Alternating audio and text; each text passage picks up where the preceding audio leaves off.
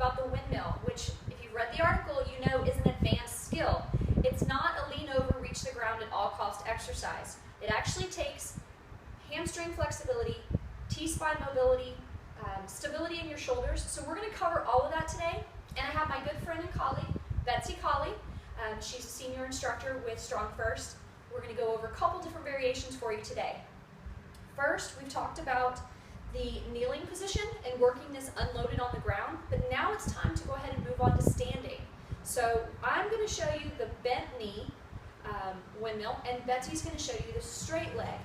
So what we're going to do first is we're both going to stand with our feet shoulder width distance, and then we're going to rotate our feet to the side. So they're going to stay parallel.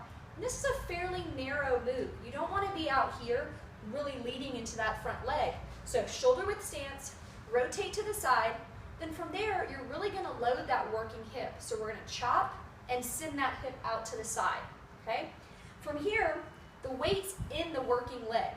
The front leg is soft. So for Betsy, she's doing a straight leg. She can lift up this front foot to show you that she's keeping that from being loaded. And for me, with a bent leg, I'm just going to raise my toe and show you. This is soft, okay? This is not where your weight is going when you do a windmill. So you hinge at the hips. The next thing is you're going to focus on the rotation in your T-spine. So you're going to have an arm overhead, and of course we're starting this unloaded. So we never start with weight until we make sure that we have the proper technique.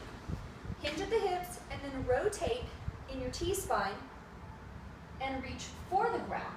Not necessarily all the way to the ground, and then you stand back up. So hinge at the hips, load the back leg, and rotate, and back up. Once you know you have the proper mobility, the next step is to go ahead and load this move.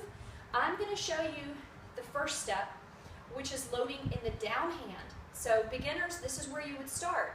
Or you can load this really heavy if you're advanced. Maybe you just don't have the proper shoulder mobility and stability to go overhead just yet. So I'm going to show you the down hand, which would be place a kettlebell in front of the non-loaded leg. I'm going to hinge at the hips. I'm still going to watch my overhand, okay? You always, because eventually you're going to have a bell up here. I'm going to hinge and rotate, grab my bell, and stand up. Hinge, rotate, find the ground, stand back up. Betsy's going to do the overhead, which you want to make sure that you have the proper stability before you load a bell overhead. So you're going to make sure that you watch that overhand with your eyes, and you have two ways to get it there. You can either clean the bell and then press it overhead, or you can hike it from the ground and snatch the bell overhead. So she's going to show you that now. Hike and snatch. So now she's got a nice solid grip. She's going to focus on hinging and watching the overhand. And she gets her rotation and comes back up.